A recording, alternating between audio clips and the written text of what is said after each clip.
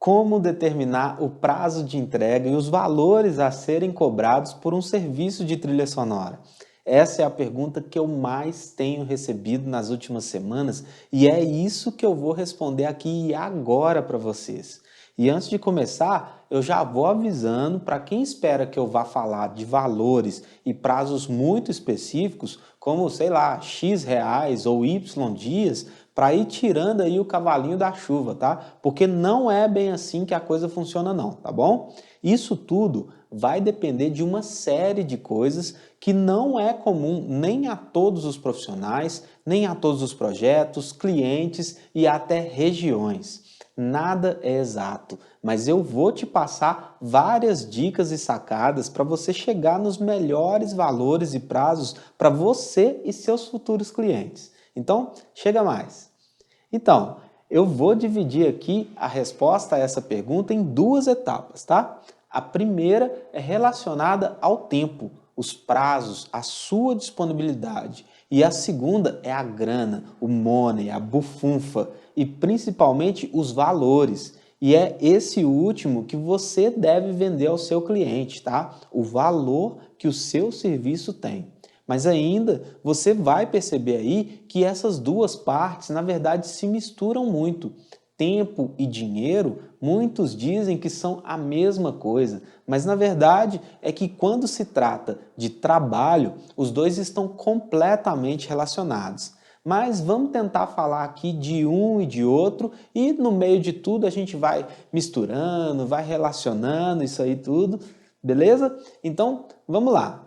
Como funcionam os prazos? No caso dos prazos, é algo que deve ser bem combinado entre as duas partes. E esse deve também influenciar diretamente nos valores e no próprio produto final. É produto mesmo. Se você está produzindo uma trilha sonora, o resultado disso vai ser um produto, querendo ou não, sendo arte ou não. Tá? Porque você deve sempre considerar que o tempo que você vai estar à disposição para um projeto vai indiretamente tirar o tempo disponível para o outro. E aí, essa ideia deve influenciar também na forma como você vai fazer o orçamento, determinar os valores. Então, cuidado com prazos muito extensos, tá? Que podem acabar gerando no cliente a ilusão de um resultado perfeito. E isso gerar também infindáveis pedidos de alterações e novas versões. E até toma cuidado também com prazos muito curtos, que não vão te deixar pensar e fazer mais nada além daquilo. É muito importante que antes de fechar o negócio, ainda no orçamento, você deixe pré-determinado junto ao cliente a quantidade máxima de alterações, sem custo extra, tá? Para você não acabar se tornando um escravo do perfeccionismo do seu cliente ou até do seu próprio perfeccionismo. Existe uma máxima no meio da produção de áudio, da produção musical e de trilhas sonoras em geral, que a gente não pode deixar de citar aqui, né? Não pode esquecer, que é o seguinte: a gente nunca finaliza a criação de uma música, uma mixagem, uma produção. A gente abandona. Isso porque se você ficar ali buscando a perfeição, o ponto final ideal, você nunca vai finalizar. Então é importante que até mesmo dentro do prazo total determinado entre você e o cliente, que você considere prazos menores para cada etapa do processo de produção, podendo sim ser estendido ou encurtado cada um desses processos, mas levando sempre em conta que o que você mudar em um vai influenciar direta ou indiretamente no outro. O prazo de entrega deve levar em conta a necessidade temporal do seu cliente, o seu processo de produção e fluxo de trabalho, né, workflow, os recursos que você vai utilizar e a quantidade de assets criados. Até porque quanto mais você cria, mais você vai precisar trabalhar sobre essa criação, tanto na produção quanto na pós-produção. Por exemplo, uma faixa com, sei lá, umas 3 ou 4 tracks vai gerar um trabalho de pré-produção, né? Pode gerar um trabalho de pré-produção, de produção e de pós-produção imensamente menor do que uma faixa com umas 65 tracks, por exemplo. Mesmo que a faixa com 65 tenha uma duração menor. O tempo de produção também vai variar de acordo com o que você tem em mãos, tanto de conhecimento e experiência, quanto de recursos materiais, que, como eu já disse em outros vídeos, alguns podem facilitar bastante o seu fluxo de trabalho e te fazer ganhar bastante tempo, como, por exemplo, um controlador MIDI, que eu já expliquei em outro vídeo aqui do canal e até dei uma dica de como você pode ter um controlador sem muito custo para começar, dependendo até com algo que você já tem em casa. Depois você procura esse vídeo aí no canal que pode te ajudar bastante, tá? Caso você esteja começando ou queira começar a produzir suas trilhas sonoras do absoluto zero. Um conselho que eu te dou é que você faça um briefing, que é uma pesquisa detalhada que você faz junto ao cliente, o diretor ou o desenvolvedor do game, que no caso do desenvolvimento de games, por exemplo, pode estar atrelado, pode estar muito relacionado aí com o próprio GDD, que é o Game Design Document, ou até Game Development Document, que é um documento que, bom, ao menos o ideal é que ele seja feito, mas como o ideal nem sempre rola, Mas quando rola, ele é feito logo no início do processo de desenvolvimento do game, para que todos os profissionais envolvidos estejam alinhados à proposta, aos prazos, ao processo de desenvolvimento. E com isso, você vai colher o máximo possível de informações sobre o projeto e as intenções do cliente. Mas toma cuidado para não perguntar demais sobre a estética sonora pretendida pelo cliente. Sobre isso, pergunta o básico, aquilo que vai dar para você tomar um caminho certo, tá bom? Para não acabar te engessando demais e ficar limitado aí, porque normalmente a pessoa que vai te contratar para fazer a trilha de um projeto audiovisual, ela tem um know-how, um conhecimento mais aprofundado na área dela, que vai ser o próprio audiovisual, a imagem em movimento, a programação do jogo, o design, a arte, e não necessariamente a trilha. E isso pode acabar fazendo com que você receba ideias bem superficiais de uma leitura, de certa forma, leiga, sobre como a trilha sonora deve ser, o que pode te limitar aí bastante e fazer com que você acabe tendo que fazer algo bem na contramão do que o projeto realmente necessita. Considere também a necessidade temporal desse projeto e faça uma proposta do produto a ser entregue de acordo com o que você produzir dentro desse tempo, sempre considerando todos os outros trabalhos e afazeres profissionais e também pessoais que você tiver que fazer paralelamente. Não vai esquecer que a sua vida continua, mesmo pegando um novo projeto, um novo trampo. Faça a proposta de valor e tempo sempre jogando ambos um pouco para cima do que você consegue fazer, porque você precisa de uma margem para se assegurar de eventuais imprevistos. E considerando essa última parte, lembre-se que você deve determinar uma deadline para você diferente da deadline que você vai combinar com o seu cliente. Ou seja, você vai combinar consigo mesmo um prazo final menor do que o que vai combinar com o cliente. E não abra mão disso, tá? Mesmo se o cliente pedir para diminuir, analise a situação, diminuindo ambos os prazos, o seu e o dele. E veja se você consegue fazer um trabalho bem feito dentro do seu prazo. É claro que às vezes e muitas vezes por N motivos, mas na maioria das vezes por falta de planejamento e organização, o cliente vai te pedir com urgência e você vai acabar querendo fazer para não perder o trampo, Mas cuidado, porque isso pode ser um tiro no pé, tá? Considere o que você dá conta de fazer naquele tempo. Considere as necessidades do projeto. Considere os valores envolvidos nessa entrega que você vai ter. E deixe claro o que essa escassez de tempo pode influenciar no produto final, sem desanimar o cliente, tá? Se achar que não vai dar para ter um bom resultado, mesmo que o cliente diga que tudo bem, né, que ele aceita mais ou menos ali, o meu conselho é: não faça. Na maioria das vezes, o cliente vai dizer que está tudo bem, mas vai exigir o top dos tops. E mesmo se esse não for o caso, você também não vai querer aí um trabalho ruim seu rodando por aí, né? E ainda, quanto aos dois prazos, o seu e o do cliente, acredita, tá? Você vai precisar dessa margem.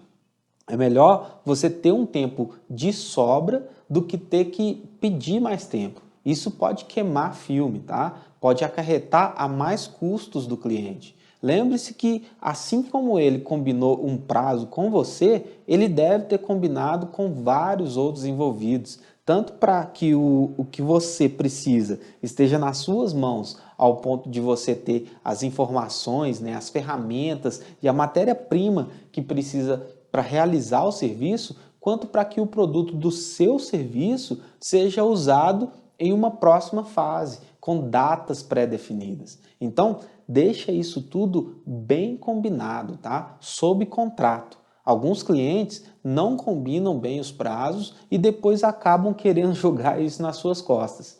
Fazer um bom contrato com tudo certinho vai ser bom para ambas as partes. E assim, uma coisa importante também quanto a essa questão de prazos, tá? De tempo e tal. A gente saber entender como funciona cada área e também fazer entender ao menos o básico de como funciona a nossa, para que tudo corra bem para o projeto e para ambas as partes, né? Então é bom ressaltar aqui que a trilha sonora faz parte da pós-produção de uma produção audiovisual.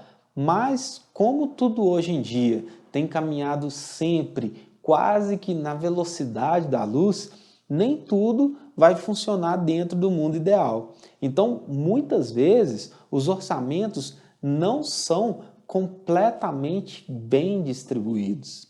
E muitas vezes, o que acaba sendo, de certa forma, prejudicado com isso é a própria trilha sonora, que muitas vezes acaba ficando com, infelizmente, o que sobra. Mas a gente tem que ter um bom jogo de cintura, né, para saber lidar com isso. E, por exemplo, na produção da trilha sonora de um game, por exemplo, né, que é uma área que está crescendo aí cabulosamente a cada dia, principalmente agora que o mundo está despertando, né, cada vez mais para o digital, depois que essa pandemia aí acabou, de certa forma, colocando o mundo todo praticamente de joelhos para o digital, né? É bom a gente saber que, de costume, né, no desenvolvimento de um game, a produção da trilha sonora nem sempre vai vir só na pós-produção. Ela tem vindo muitas vezes, e ó, na maioria dos casos, tá? Na maioria das vezes, desde o início da produção. Então, muitas vezes, você não vai ter ali o material visual para trabalhar.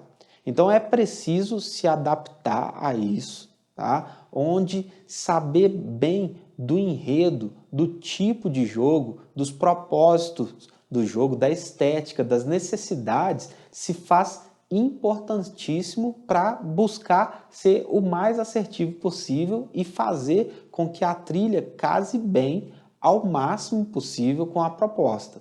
Então, muitas vezes, você vai criar uma trilha, uma música original em cima de uma ideia, do enredo mesmo. E é bom que durante o processo sempre haja muita troca. É parte do que você já produziu para lá, é alguma animação, algumas capturas de tela da mecânica do jogo mesmo, dentro da engine, para cá, de forma bruta mesmo, mesmo que seja só um esboço, né, para que você vá adaptando o que está fazendo e também que os desenvolvedores, né, os programadores, designers, artistas, vão fazendo isso por lá também. Já no cinema, nos vídeos, essa questão já não costuma ter esse tipo de problema não, tá? Porque normalmente você vai trabalhar em cima das imagens para sincronizar, né? Mas como eu falei, sempre tudo bem conversado, adaptado e a coisa vai fluindo bem. Você só precisa mesmo entender os processos e fazer entender os seus processos também para que isso tudo aconteça da melhor forma possível. E você pode perceber aí também que com a resposta da primeira parte dessa pergunta, né, que diz respeito ao tempo, aos prazos, a gente vai meio que entrando na resposta da segunda parte da pergunta, que diz respeito aos valores, às tarifas, ao orçamento em si, né? Uma coisa não está dissociada da outra. Uma diz respeito ao tempo e a outra ao dinheiro. Então, respondendo, como é determinada a tarifa? Por minuto? Por cada música? Bom, a maioria das profissões costumam ter tabelas de referência para cachês mínimos, com pisos, tetos, né? E nessa área aqui, a da trilha sonora, né? Isso já é um pouco diferente, infelizmente. Existem sim algumas tabelas, mas mais relacionadas à performance, à música prática em si, e que variam muito de região para região. Mas na área da produção de trilhas sonoras, isso não está completamente determinado não, tá? A gente tem produções de dimensões muito diferentes, profissionais, agências, produtores de patamares muito diferentes. E é importante sim ter uma ideia do que tem sido praticado no mercado, no momento, né? E tentar não fugir disso para não depreciar a profissão. E para isso é analisando o momento mesmo, analisando grupos e conversando com outros profissionais mesmo, tá? Os valores não serão exatos e vai também variar de profissional para profissional, de acordo com cada projeto, cliente e o que você tiver em mãos. Conhecimento, recursos técnicos e materiais e experiência. Porque também não vai adiantar muito se você tiver conhecimento, técnica e recursos materiais se não tiver um bom portfólio em mãos, para mostrar os trabalhos que você já fez funcionando. Ninguém vai querer contratar alguém que diz que sabe, ou que tem um diploma, um pedaço de papel que diz que ele sabe. É preciso mostrar resultado. E nada melhor para mostrar resultado do que o próprio produto do seu trabalho. E até um depoimento de algum cliente que teve o projeto dele transformado pelo seu trabalho. Mas esse também vai estar relacionado com o produto do trabalho. Tá? Não adianta você chamar um amigo para falar que você fez uma trilha sonora para ele e não mostrar, né? Então, se você vai começar do zero, eu não sei exatamente se esse é o seu caso em específico, mas pode ser o caso de outras pessoas que estiverem assistindo a esse vídeo. Experimenta começar do começo, seja fazendo trilha para projetos de amigos, de estudantes de cinema, estudantes de desenvolvimento de games, fazendo permutas, criando seus próprios vídeos e sonorizando, participando de game jams, que é um assunto que eu vou até criar um outro vídeo depois para falar disso, que é muito importante, tá?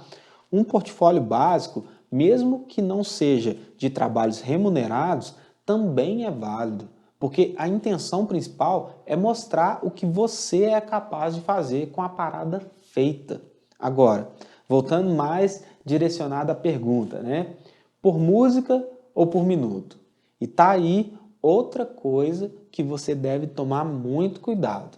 Porque pensa comigo, a produção de uma música de, sei lá, 10 minutos, feita para um violão e voz, ou ukulele e kazoo que seja, por exemplo, né, vai dar mais ou menos trabalho do que a produção de uma vinheta de uns 30 segundos, menos de um minuto, por exemplo, com um arranjo feito para piano e orquestra. Então, tá aí mais uma coisa que não dá para ser muito exata. Você pode perceber que o tempo, o seu tempo e esforço, nesse caso, está muito relacionado aos valores.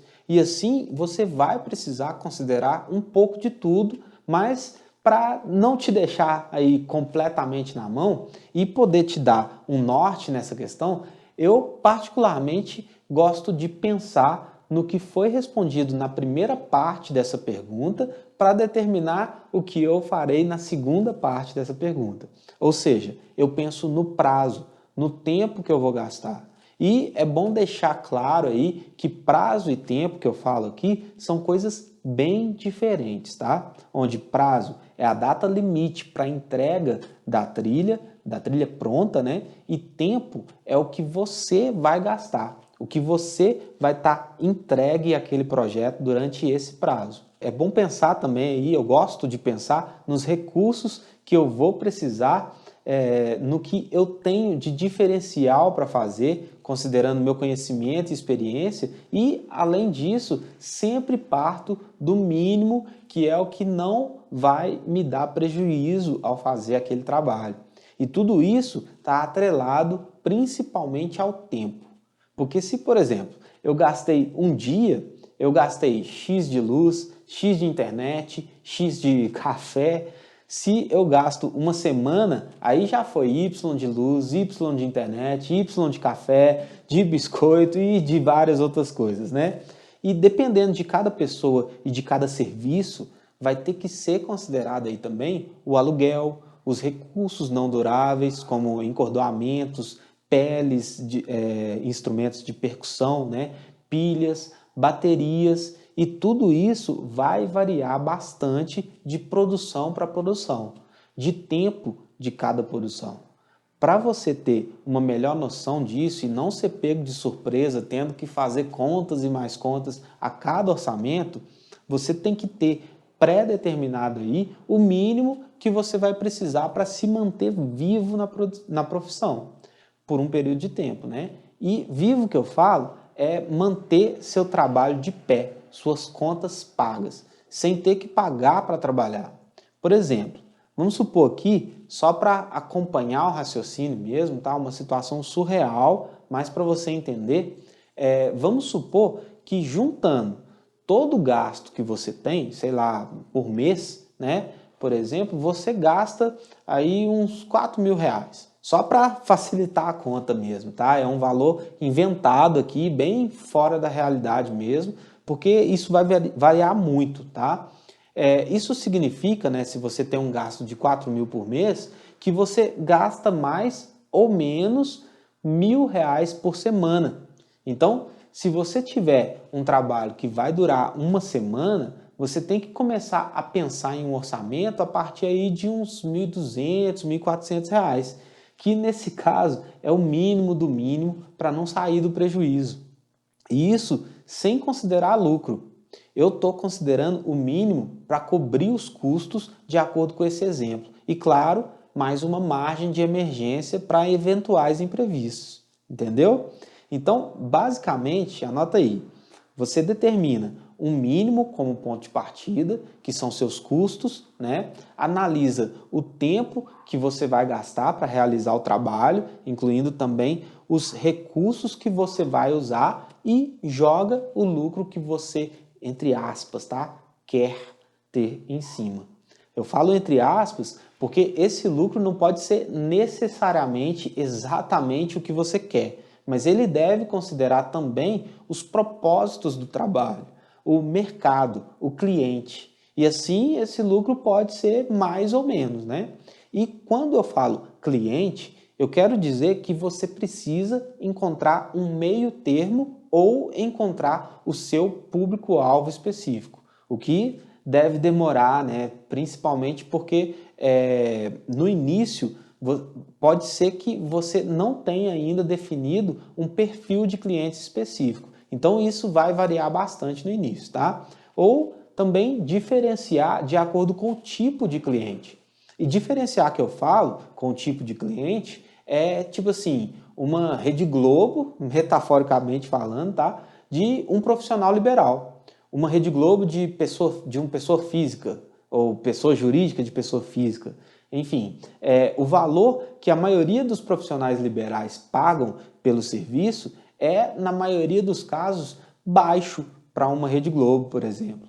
Assim como o valor mínimo de uma Rede Globo, que uma Rede Globo pagaria, pode ser alto para o profissional liberal. E eu não falo alto e baixo de acordo com o poder aquisitivo apenas, mas até mesmo com o que cada um está acostumado a pagar, do tipo de jogo que ele joga. No exemplo da Rede Globo, que é um exemplo bem hipotético, tá? Também só para ilustrar uma grande empresa, ela está acostumada a jogar um jogo grande, com grandes estúdios, valores altos. Ela tem uma noção do mercado aqui de cima, está visando lucros aqui de cima. Então, é natural que se você chegar com um orçamento de produções que jogam no patamar aqui de baixo, ela vai considerar que o nível do seu trabalho não serve para o jogo que ela joga. E não vai te contratar simplesmente porque você cobrou baixo demais. Assim como o contrário também pode acontecer, né? Se você cobrar alto demais para um cliente, um profissional liberal que está acostumado a pagar um valor mais baixo. Então, dito isso tudo, analisando todos esses lados e chegando aos valores que você cobraria por um serviço, na hora de apresentar para o cliente, você não precisa necessariamente apresentar da forma como você analisou para chegar naqueles números. Você pode, por exemplo, pegar o valor total e redistribuir ele de acordo com cada produto que vai ser entregue. Pode passar o valor de um pacote completo, dividir o valor para cada área, tipo X para as músicas, Y para efeitos sonoros, e isso tudo que eu estou falando aqui, eu estou direcionando a palavra mais para a música original, mas não significa necessariamente que vai servir só para a música. Até porque a música, como eu já disse em outros vídeos, né, é só uma das partes da trilha sonora, que é, na verdade, todo o conjunto de sons de um projeto audiovisual. Desde a música, aos efeitos sonoros, os diálogos, né? E essa vai ter várias vertentes de trabalho que você pode pegar como referência tudo o que eu disse aqui para determinar o prazo, os valores, as tarifas. Em alguns casos vai ser mais simples e em outros vai ser mais complexo, é normal isso, tá? Por exemplo, se você for fazer um serviço de som direto, você vai considerar o mínimo, né, como foi falado, para você não ter prejuízo, né, de acordo com os seus custos básicos. Os custos dos materiais não duráveis, como pilhas e baterias, por exemplo, né, que no caso desse tipo de trabalho costuma gastar bastante. E nesse caso, normalmente você pode determinar um valor por hora trabalhada, por exemplo, né? Enfim, dá para adaptar a cada sub-área da trilha sonora. E uma coisa muito importante que eu gostaria, né, que eu quero acrescentar a isso tudo que eu falei aqui, né, um bônus que eu quero dar a essa resposta e que diz respeito à questão financeira também. Eu falei sobre os prazos, né, o prazo determinado para a entrega do serviço e falei sobre como você chegar nos valores, né, com o cliente final. E agora eu queria falar sobre os direitos autorais, porque ao pensar em viver de trilha sonora, a gente não pode achar que vai ficar preso apenas aos cachês que vai receber por cada serviço feito. E isso, muita gente que já trabalha com isso acaba pecando bastante e deixando de ganhar uma grana que pode, em alguns casos, determinar até a própria liberdade financeira, a própria aposentadoria. Tá aí uma coisa muitíssimo importante para quem trabalha ou quer trabalhar com a trilha sonora para o audiovisual. O direito autoral é do autor, ele não é negociável. Pelo menos no Brasil, a autoria é por lei intransferível e inegociável. Ela não deve entrar em negociação ao fazer um orçamento para um cliente. Uma coisa é o trabalho que você vai fazer ali para ele. Outra coisa são os royalties que você vai receber pela autoria. Mas isso tudo também muito entre aspas, tá? Porque existem várias formas de negociar isso. E ainda existem os direitos autorais e os direitos conexos. Os direitos autorais dizem respeito aos direitos do autor, daquele em que a ideia nasceu dentro da cabeça dele. Já os conexos, os direitos conexos, eles estão relacionados aos envolvidos em cada fonograma, cada gravação daquela obra. Músicos, editores, produtores, intérpretes. Para receber os seus direitos, tanto autorais quanto conexos, você deve estar filiado a uma associação responsável pela distribuição dos recursos arrecadados aos envolvidos nas obras, como, por exemplo, a UBC, a Abramus, dentre várias outras aí, tá? Que vão trabalhar junto ao ECAD, que é o órgão responsável por recolher os valores referentes a esses direitos. E também você vai precisar fazer os registros das obras e dos fonogramas, tá? E tanto a filiação quanto os registros dessas obras e fonogramas normalmente são gratuitos, tá? Se você for o titular de uma música que foi incluída em uma obra audiovisual, seja ela original, ou seja, feita diretamente para aquele projeto, ou não original, seja você o autor, o editor, um músico, intérprete ou produtor fonográfico, existem várias formas de receber pelo uso da sua música, além do cachê que você receber no momento do contrato para a criação e produção daquela obra. Mas isso não deve influenciar no orçamento que você vai fazer para o cliente, tá? Até porque esses valores recebidos por direitos autorais, no fim das contas, não vai sair necessariamente do bolso dele. E no momento do contrato ali, antes de fazer a coisa, você não tem garantia nenhuma de que aquela obra vai ser difundida e que você vai chegar a receber esses direitos. A Lei de Direitos Autorais do Brasil dá para a gente alguns exemplos das modalidades de uso de uma música que dependem sempre da autorização expressa do titular. Por exemplo, o direito de sincronização. A indústria da música, quando se trata de uma música incluída em uma obra audiovisual, normalmente chama isso de direito de sincronização ou direito de inclusão. Se uma produtora de filmes ou de TV quiser incluir uma música sua em um audiovisual, seja um filme, uma novela, um comercial, um desenho animado, eles devem pedir para você uma autorização de sincronização. Essa autorização pode ser dada mediante um pagamento, e o valor é normalmente negociado caso a caso entre o titular, a editora da obra ou a gravadora, se for o caso. E muitos fatores podem ajudar a formar o preço que você quer cobrar, como, por exemplo, o tempo que a música vai ser usada no audiovisual, como ela está sendo usada, se é música de abertura, de fundo, ou se tem destaque no filme, como, por exemplo, o leitmotiv de um personagem, e até mesmo a visibilidade daquela produção. Se vai ser só pela internet, se vai rodar em festivais de cinema, se vai passar na TV, se está sendo difundida por uma empresa grande que você tem ali esperança que vai rodar bastante por aí. E justamente por causa desses vários fatores, na prática, o valor dessa autorização pode variar bastante a cada caso, desde gratuito até milhares de reais. Outra modalidade é o direito de reprodução. Esse direito diz respeito basicamente à reprodução de cópias, ou seja, sempre que uma unidade do filme que contém a sua música for fabricada ou vendida, seja de forma física ou até digital, você tem um direito de reprodução a receber.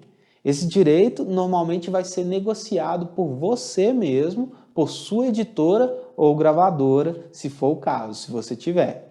Na maioria das vezes, a autorização de inclusão, a autorização de sincronização, já inclui os direitos de reprodução. E outro importante aqui é o direito de execução pública.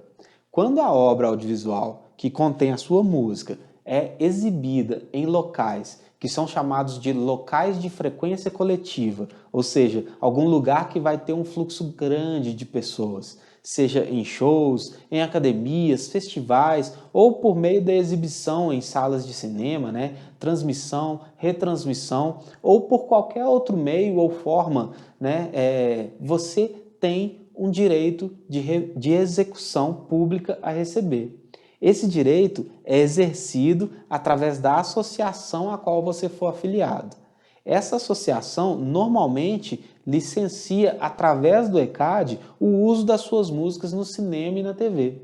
Se a sua música for usada em um filme, uma novela, seriado ou um desenho animado, ou qualquer outro projeto audiovisual, né, exibido em um desses locais, você pode ter uma grana para receber. Só que, para que você chegue a receber essa grana, é imprescindível que exista um documento chamado Kill Sheet. Esse documento é que vai listar todos os elementos musicais daquela produção audiovisual. Ele vai apresentar informações que identificam o audiovisual, como o título, atores principais, diretor, ano de produção e informações sobre as obras musicais, incluindo o nome da música, o termo de utilização, como a obra foi utilizada, tipo se é um tema de abertura, uma obra de background, né? Nome dos autores, nome do intérprete e os códigos, código do fonograma e o código de autoria. A associação usa os dados que estiverem detalhados no Kill Sheet para identificar e pagar os rendimentos dos direitos autorais e conexos aos envolvidos. Agora, quem faz esse Kill Sheet? As associações indicam que ele seja feito preferencialmente pelo produtor do audiovisual, mas eu particularmente indico que você mesmo, como autor e principal interessado, tome frente disso, mesmo que seja para ficar de cima da produtora e ainda que confira o documento para se certificar de que ele está sendo feito e usado da forma como deve ser, para que você não acabe deixando de receber pelo que é seu por direito, ou até que outra ou outras pessoas recebam por você, o que acaba acontecendo na maioria dos casos, por desinformação dos autores. Mas esse papo de direitos autorais já é outro assunto, né, também, e que eu só queria dar aqui uma pincelada mesmo para vocês terem essa noção com relação aos rendimentos que a sua trilha sonora pode te trazer, além do cachê que você fecha para o processo de criação e produção. E se você tiver gostado dessas dicas e quiser aprender mais sobre trilha sonora, ao ponto de poder chegar aí do zero à sua primeira trilha e quiçá viver disso, eu criei um grupo exclusivo no Telegram, onde você vai poder receber na palma da sua mão uma sacada, um insight, uma dica sobre trilhas sonoras, que eu vou enviar frequentemente. A ideia é deixar que você praticamente faça um download do meu cérebro, tá? Do que está aqui dentro da minha cabeça sobre esse assunto. O grupo se chama Na Trilha da Trilha e eu quero pessoalmente te convidar para fazer parte e ser um membro desse grupo exclusivo. A maioria é conteúdo que eu não divulgo nas redes sociais, tá? Então o convite está feito e o link vai estar aqui na descrição, tá bom? Vem para cá, junte-se a nós e seja um membro desse grupo exclusivo, porque esse conteúdo vai ser só para os membros mesmo, viu? E eu vejo você lá.